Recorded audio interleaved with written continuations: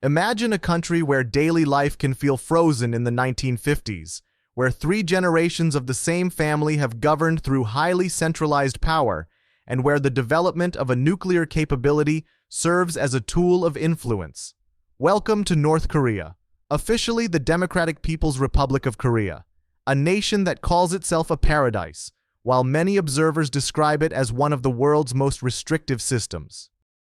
Today, we'll trace the difficult chapters of North Korea's modern story, look at how a devastated post-conflict society developed a strategic program, and examine the realities of life under one of the last enduring personalist dynasties. Our story begins in 1945. Japan's defeat ended 35 years of occupation, yet the hope of unity quickly faded as Korea was divided at the 38th parallel. In the north, the Soviets elevated a relatively little-known guerrilla commander, Kim Il-sung, valued not only for anti-Japanese credentials, but as a leader aligned with Moscow's aims. By 1948, Kim announced the formation of the Democratic People's Republic of Korea and moved quickly to marginalize rivals. Political figures disappeared from public life, intellectuals were redirected to penal or re-education facilities, and a far-reaching system of oversight, impressive even by Cold War standards, extended across the country. Then came the 1950 to 1953 conflict on the peninsula. Destruction was immense, but Kim Il-sung emerged with a narrative he would use for decades: North Korea as a nation under constant external pressure, surrounded by rivals, dependent on resolute leadership for survival. This storyline of permanent threat became central to state ideology and a standing justification for tight internal controls. Kim Il-sung rolled out Juche, a doctrine of self-reliance merging Soviet-style planning with Confucian hierarchy. Unlike most socialist leaders, he prepared his son, Kim Jong-il, to succeed him, setting the template for Asia's first communist-era family succession. If you're fascinated by shadowy operations and global statecraft, subscribe to Project Obsidian for weekly deep-dive videos just like this one. Don't miss what comes next. North Korea's nuclear program began in the 1950s with assistance from the Soviet Union and China, initially framed as peaceful energy research. The first research reactor at Yongbyon came online in 1965.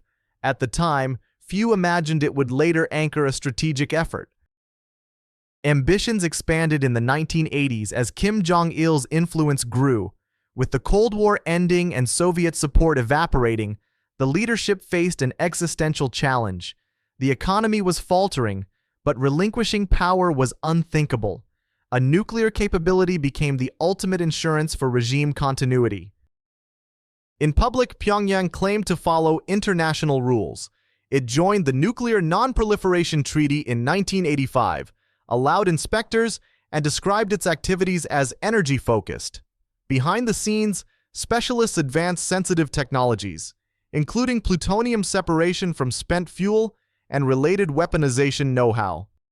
In 1993, the facade cracked. Pyongyang announced plans to exit the NPT, previewing a familiar cycle: calibrated actions, negotiation, concessions, then renewed pressure. The pattern escalated. In 1998, a long-range launch passed over Japan, alarming the region.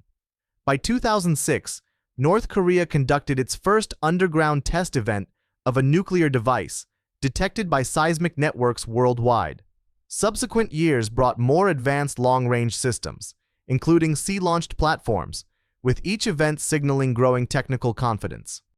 In 2017 alone, North Korea carried out numerous launch activities, including flights over Japan that prompted shelter advisories. The state has also been linked to cyber operations, from the high-profile Sony Pictures breach in 2014 to the WannaCry incident that disrupted institutions globally. Each move serves two purposes: deterring intervention and creating urgency that draws counterparts back to the negotiating table. The 1994 agreed framework temporarily froze parts of the program in exchange for aid and light water reactors, but Pyongyang pursued a dual track: public compliance on plutonium while quietly advancing uranium enrichment. After Kim Il-sung's passing in 1994, Kim Jong-il formalized power and treated the program as essential to regime security. In 2003, North Korea left the NPT. 3 years later, in October 2006, it conducted its first underground test event of a nuclear device. The message was unambiguous. The isolated state now possessed a nuclear deterrent, and engagement would proceed on its terms. What about the roughly 25 million people living under this strategic umbrella? Their everyday reality often diverges sharply from official promises. Society is structured by Songbun, a classification system that ranks families by perceived political reliability. At the top sits the core class, often tied to wartime service and party roles. At the bottom, the hostile class, which includes families with links abroad or a record of perceived disloyalty. Songbun can shape housing, employment, education, and even marriage prospects. It is hereditary and can shadow a family for generations. Those classed as hostile face routine discrimination.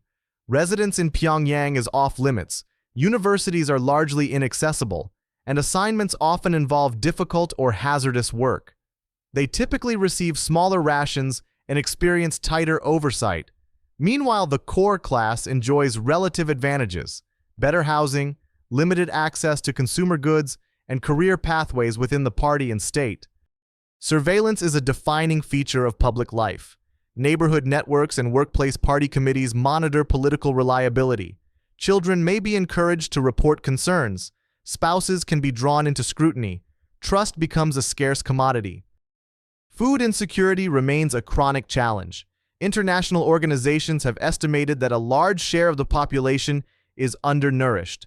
The public distribution system largely broke down during the 1990s humanitarian emergency, and today informal markets, once illegal but increasingly tolerated, help households cope, while Pyongyang's elite see comparatively better conditions and rural areas continue to face shortages. Prioritizing strategic programs over civilian needs deepens the gap between military and social spending. Even as test events and launch activities proceed, hospitals report basic shortfalls, schools struggle with heating, and some rural regions still face unreliable electricity. The economy leans heavily on China, and sanctions compound difficulties for ordinary people. Education functions as an instrument of ideology. From kindergarten, children learn stylized stories about the Kim family's achievements. Questioning official narratives is discouraged and can be risky. The system's harshest edge is visible in political detention sites, or kwanliso, where an estimated 80,000 to 120,000 people are believed to be held, sometimes with family members punished for the alleged actions of one individual. Many detainees face severe mistreatment and deprivation. Some grow up entirely within these facilities, a legacy of collective punishment in which criticism can endanger not only the speaker, but multiple generations. Consider the account of Shin Dong-hyuk. Born in Camp 14, he spent 23 years knowing only walls and watchtowers, held for alleged offenses tied to his father's past.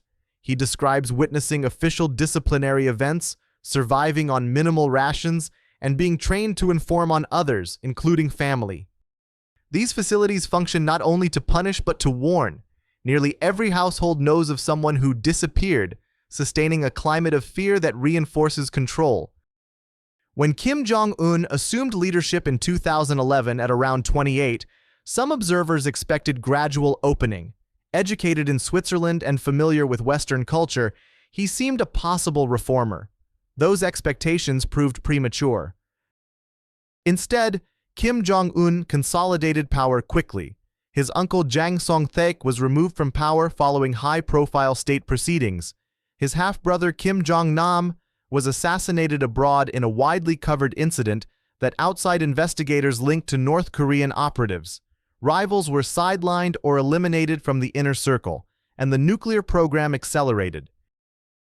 Under Kim Jong-un, North Korea has conducted multiple underground test events of nuclear devices and developed intercontinental range delivery systems capable of reaching the continental United States.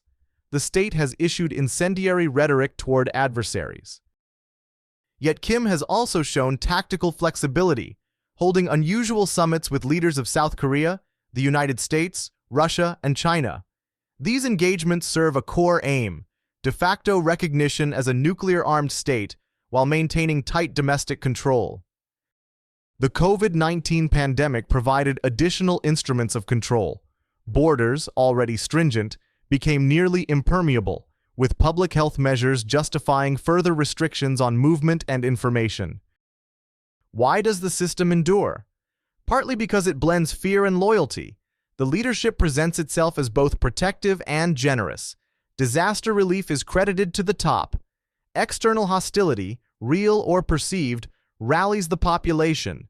And for many, there is no visible alternative. The outside world is portrayed as chaotic and hostile.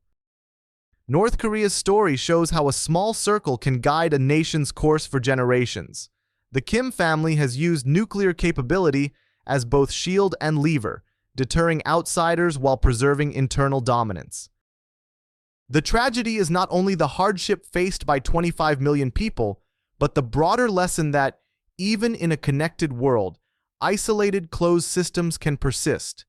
Each test event, each long-range launch, and each refugee account is a reminder that comprehensive control has not disappeared from history. As North Korea continues calibrated actions and diplomatic bargaining, remember that behind the headlines are millions living with limited freedoms, restricted information, and constrained choices, often treated as instruments in a project of perpetual rule. The question remains, how long can this hermit-style system endure in the modern era? And more importantly, how many more generations will live under it before meaningful change arrives? If you want more videos like this, subscribe to Project Obsidian and turn on notifications so you never miss a weekly dossier from the darker corners of world history.